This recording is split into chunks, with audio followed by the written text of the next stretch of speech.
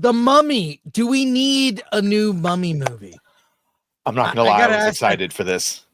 First of all, the Mummy films are dumb fun. They're dumb fun. They're inoffensive fun. Does it need a reboot? Haven't we rebooted enough? It's not a reboot. It's Brendan and Rachel coming back, ideally in their prime, and it's ignoring the third movie, which recasted her with Maria Bello, which I've never liked, the Jet Li one. And you're just picking up from the first two with them. Look, I know all the franchise bring back legacy characters to destroy them, but I feel like this might be a sea change, and we might actually get just them back, ignoring that third movie, and it's Brendan's time. He came back with the whale. Bad as fuck. He did his acting. I know that was a suit, but like now he can do an alpha male performance again. I'm kind of hopeful for it, Chris. Am I naive? Well, look, there's a story in the Hollywood Reporter. Let's get the real details before we react. Okay. All right. Brendan Fraser and Rachel Weisz team up for new Mummy movie. So Brendan Fraser and Rachel Weisz are in talks to return for a new sequel to Universal's The Mummy, marking a long-awaited revival of the beloved turn-of-the-century adventure horror series.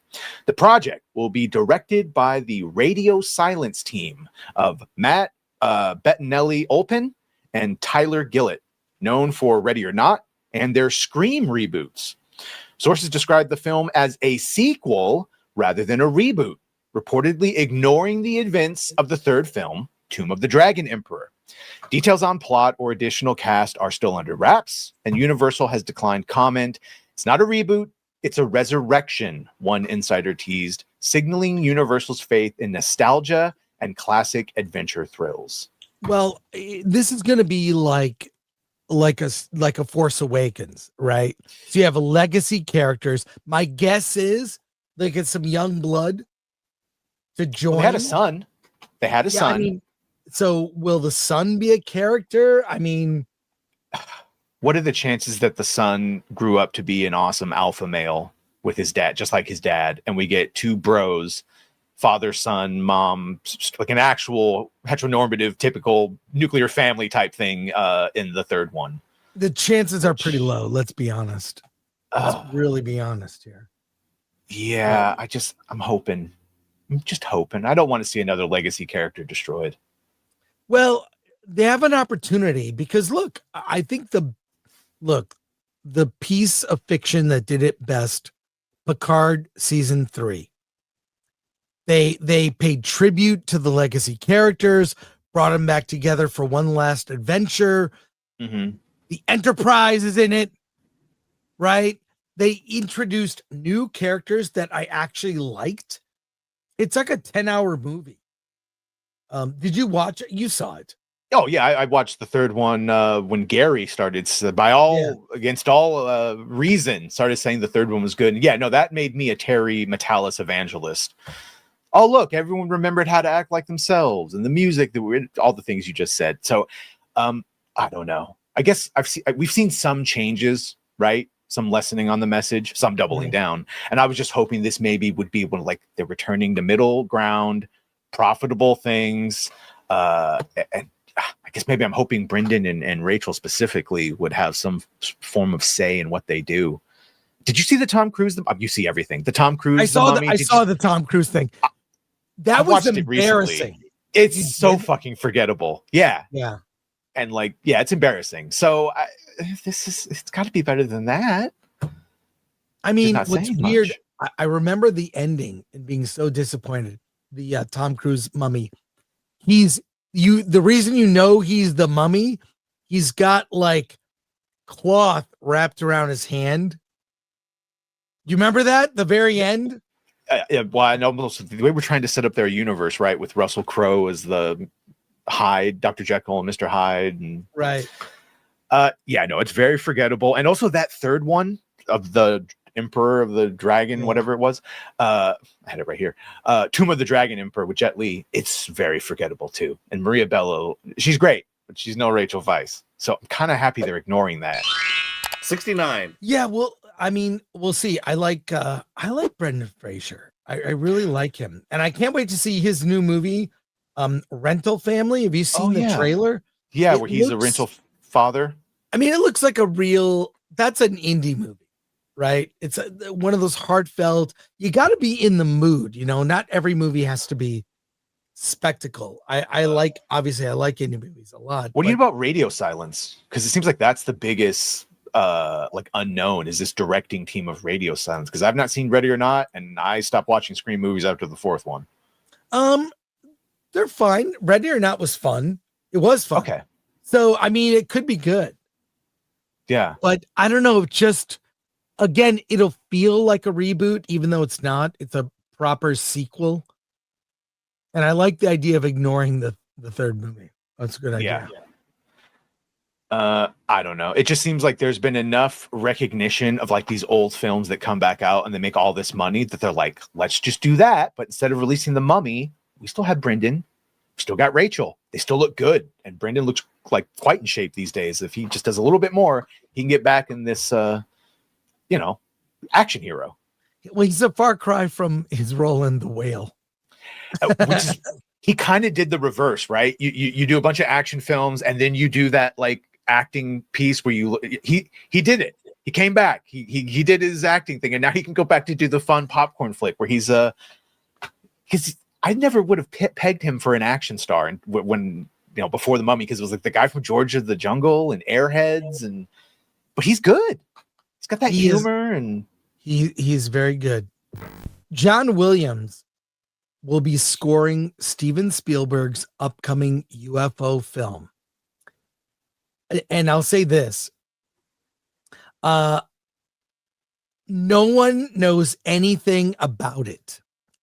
Not a one. It is so under lock and key secretive that a friend of mine who knows people who work at Amblin, like they're all sworn to secrecy about this.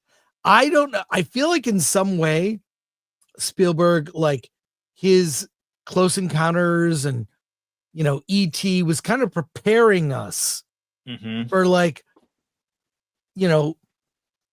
aliens may visit Earth, and you know what? Maybe they're not that bad. These are alien films where the aliens are they're friendly aliens. Benevolent. I was going to say benevolent. Whatever, benevolent. Oh my God. Benevolent. Yeah, benevolent. Yes. This is great news. I thought after Rise of Skywalker, John Williams was done. After Indiana Jones, he was done. But no, they pulled him back in. You've got notes for this story. Let's get the Absolutely. story. John Williams confirmed to be scoring Steven Spielberg's upcoming UFO film. Legendary composer John Williams, who is 93, is reuniting with Steven Spielberg to score the director's mysterious upcoming UFO film. As confirmed during Juilliard's A Night of Stories and Music event. This marks the 30th collaboration between the two icons, whose creative partnership began over 50 years ago with the Sugarland Express in 1974 and includes cinematic classics like Jaws, E.T., Jurassic Park, and Schindler's List. The still untitled Amblin Universal production listed on IMDb simply as Untitled Steven Spielberg Amblin Universal Event Film remains tightly under wraps. Film stars Emily Blunt, Coleman Domingo, and Josh O'Connor, with longtime Steven Spielberg collaborator David Cope writing the screenplay. The story reportedly stems from an original Spielberg idea, and the film is set for a 2026 theatrical release. After Indiana Jones and the Dial of Destiny, Williams had suggested he might retire, joking that if Harrison Ford was hanging up his whips, perhaps he should too, but he soon walked that back, telling the Times UK, "I don't care much for grand pronouncements. If I made one without putting it in context, then I withdraw it." Well, yeah, I thought the Indiana Jones film was, I think all of us thought it was a colossal disappointment. I mean, that to me is erased from canon. For me. Can't take it seriously. It's out. That would be the fear of The Mummy, is doing what they did to Indiana, having him come back and being a drunken old, failure, Yes. for lack of a better term, being led around by some chick. Learn from those lessons. But let me just say, John Williams is the GOAT. That's it. John Williams is the GOAT. I love Hans Zimmer. And he's right, but John Williams is above. I'm sorry. Hans Zimmer is right up there. The iconic scores that Hans Zimmer has done also, to give him credit. He's one of the, look, old movie scores, when they were great, you can see the scene of the movie in your head. Mm-hmm. Movie scores today, here's the number one problem with movie scores. Let me get to a rant here. They have one thing in common. You know what they do? They meander. You could listen to it and go, what scene is this from this recent Hollywood film? Play the score. You can't tell. They're boring. I don't know if you know about this. George Lucas and Spielberg, for that matter, would recut in a small way. You know, the Rebel assault on the Death Star, the climax of Star Wars. Okay. George Lucas, of course, with Marsha, who won an Oscar for editing, slightly recut the scene after Williams scored it so that things happened on the action matched the music. No one does that anymore. There's no time in the production schedule to be able to do it. Scores meander. Marvel, all due respect to Marvel, they don't match the action because a lot of times they don't know. Tron Ares, that was a huge problem, is that unlike the Legacy, where it very much matched, it did not match, and it just sounds like it's a soundtrack playing against, Go watch Jaws, the scenes with the orca out on the ocean. The music matches, boom, ba-ba-boom, ba-ba-boom. Raiders of the Lost Ark, the action, ba-boom, ba-boom. The music accompanies things that happen. There are beats that happen when actions happen, where you don't have to have like big sound effects sometimes because the music is accentuating things happening on screen. Composers are not doing this now. The scores meander, and it's sad. They're also not given the resources these days to be able to do those big scores. I'm excited. We don't even know what the title of this movie is, and it comes out in what, June? And it looks like it's not a sequel to anything. It's a new original idea. Yeah. Standalone UFO related movie by Spielberg. So we shall see. I'm excited for this. This could be his penultimate movie, kind of almost in a way like a trilogy. Close Encounters, E.T., and whatever this is called. Especially so I, for one, if it's hopeful. Yes. It's because most aliens, it ends up like an invasion. And he, with Close Encounters, he did show us a more kinder. Well, hopeful movies in general are in short supply. So that is true. Yes. Nihilism, very strong these days. That was sort of the begonia thing. It was like, boy, I just want some hopefulness. That's all. Just a little bit. By the way, that begonia score is excellent. And the music was used geniusly in that. It was so bombastic and over the top. It kind of reflected the emotions of the characters. Yeah, no complaints about. That was a very well-made film. I have no other complaint. Yeah, music, was strikingly how it is used. And Williams, definitely one of the GOATs. Definitely one of the GOATs. Grace Randolph. She's losing it over Predator Badlands. You have to see this. You have to see. So, and by the way, I watched Grace Randolph. And let me tell you why. I'm going to defend myself for a minute. I want to know what normal people think. And she's has a fairly normal, everyday moviegoer opinion. I do actually believe that she knows her comics when she talks about comics. So I'm not, and you know what? She can have a bad opinion about something. I do think when she crosses over into not liking people that she doesn't know is a little weird. Here's what she had to say from her X account. I see the incel brigade is coming out in full force against Predator Badlands. They must be upset he has a girlfriend. She's winking. By the way, the character named Thea, pictured in this GIF, they're not boyfriend and girlfriend. She is a companion, or better referred to as a tool. So not a girlfriend at all. So, you can't couch it that way. She's being cheeky, and she's trying to, I don't know, troll for engagement. Well, it's working. It's never a good idea to call people incels because they don't like a movie. It just doesn't work out. Even as a joke, it doesn't work out, as we've seen before. And she goes on with some other comments. It is blowing my mind anyone has a problem with the potential romance between a predator and a synthetic, when not one Marvel fan complained about Wanda and Vision in the comics or the movies. But then again, it wasn't popular to be a hater then. Wow. She is going after a lot of different things in this.